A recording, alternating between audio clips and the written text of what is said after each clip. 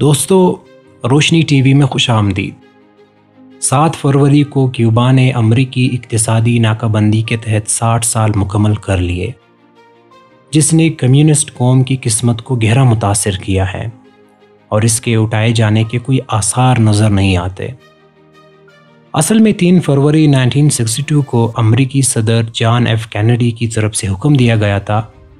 تمام دو طرفہ تجارت پر پابندی 4 دن بعد نافذ ہو گئی، تاہم تب سے ہوانا میں زبردستی تبدیلی لانے میں ناکامی کے باوجود 6 دہائیوں بعد بھی پابندیاں برقرار ہے اور کیوبا کے حکام کی طرف سے ملکی معیشت کو $150 بلین کے نقصان کا ذمہ دار ٹھہرایا جاتا ہے۔ کیوبا 30 سالوں میں اپنے بدترین معاشی بحران کا سامنا کر رہا ہے۔ افراط زر کی شرح 70% ہے اور خوراک اور ادویات کی شدید قلت ہے، کیونکہ کووڈ-19 وبائی بیماری نے ملک کے اہم ذرائع آمدن سیاحت کو زبردست دھچکا پہنچایا ہے۔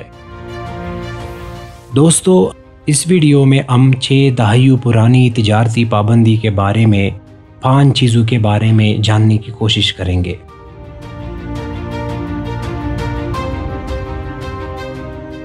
3 فروری 1962 کو جان ایف کینیڈی کے دستخط شدہ ایگزیکٹو آرڈر 3447 نے جزیرے کی قوم کی کمیونسٹ طاقتوں کے ساتھ صف بندی کا حوالہ دیتے ہوئے امریکہ اور کیوبا کے درمیان تمام تجارت پر پابندی کا اعلان کیا۔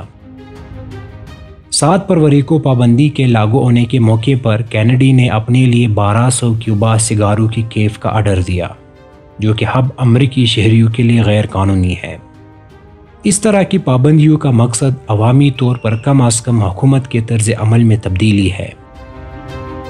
حالیہ برسوں میں واشنگٹن نے ہوانا کی طرف سے حقوق کی خلاف ورزیوں اور وینزویلا کے نکولس مادورو کی حکومت کے لیے اس کی حمایت کی طرف اشارہ کرتے ہوئے پابندیوں کا جواز پیش کیا ہے۔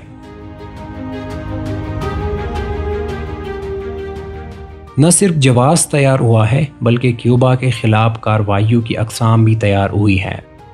جب تک یہ پابندیاں دو طرفہ تھی، کیوبا کے لیے آسان تھا۔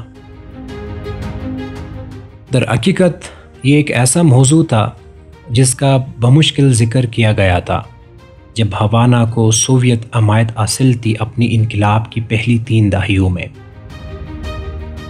لیکن چونکہ 1992 اور 1996 کے ٹوریسلی قوانین اور ایلمز برٹن کے قوانین، جنہوں نے تحذیری اقدامات میں اضافہ کیا، کیوبا میں کام کرنے والی کمپنیوں اور غیر ملکی بینکوں کو وہاں کاروبار کرنے پر سخت سزاؤں کا سامنا کرنا پڑا ہے۔ ان 2 قوانین کے ساتھ پابندی اپنا دو طرفہ کردار کھو بیٹھا۔ یہ بیرونی شکل اختیار کر گیا اور ایک ناکہ بندی بن گیا۔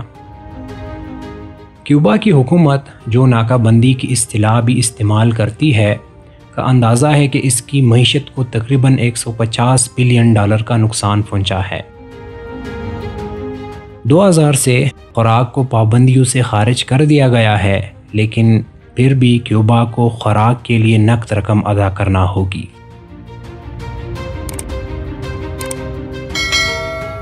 1992 کے بعد سے ہر سال کیوبا اقوام متحدہ کی جنرل اسمبلی میں پابندیوں کے خلاف مذمتی تحریک پیش کرتا ہے۔ پہلی بار 59 ممالک نے اس کے حق میں ووٹ دیا۔ اب زیادہ تر اس کے حق میں ہیں۔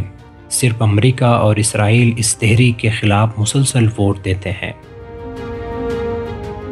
ہیلمز برٹن ایکٹ کا مقصد کیوبا کے خلاف بین الاقوامی پابندیاں لگانا تھا، لیکن اقوام متحدہ کا مسلسل مسترد ہونا ظاہر کرتا ہے کہ یہ کس طرح ایک زبردست ناکامی رہی ہے امریکہ کے لیے۔ کیوبا کے بارے میں امریکہ کی پالیسی سرد جنگ کے خاتمے کے بعد سے داخلی سیاست کی طرف سے طے کی گئی ہے۔ جب کیوبا نے اسٹریٹجک قدر کھو دی تھی، روایتی طور پر فلوریڈا کا انتخابی وزن، ایک ایسی ریاست جو امریکی انتخابات پر اثر انداز ہو سکتی ہے، اور کیوبا کے تارکین وطن کی مضبوط موجودگی ہے، ان پابندیوں کی ہٹانے میں اہل رکاوٹ ہے۔ اقتصادی طور پر امریکی ناکہ بندی کیوبا کی بدترین صورتحال کی ایک وجہ ہے، لیکن واحد نہیں۔ کیوبا میں اس بدترین اقتصادی صورتحال کے اندرونی وجوہات بھی ہے، جس میں بیوروکریسی کی پیدا کردہ رکاوٹیں، ضرورت سے زیادہ مرکزیت، پروڈیوسروں کے لیے مراحت کی کمی، جزیرے کی اپنی ضرورت کی پیداوار کرنے سے قاصر ہونا، جس کی وجہ سے انہیں اپنی کفت کا 80% درآمد کرنا پڑتی ہے۔ نجی شعبے کو آزاد کرنے کے اقدامات دیر سے آئے ہیں اور ضمنی صورتحال کو تبدیل کرنے میں سست روی کا مظاہرہ کر رہے ہیں۔ معیشت کا بڑا حصہ ابھی بھی ریاست کے ہاتھوں میں ہے۔ بعض ماہرین کے مطابق داخلی پالیسیاں امریکی ناکہ بندی کے مقابلے کیوبا کی صورتحال پر زیادہ اثر انداز ہے، کیونکہ پابندیوں کی مضبوطی 1990 کی دہائی کی ہے، لیکن بری پالیسیاں تاریخی ہے، وہ 1960 کی دہائی سے ہے۔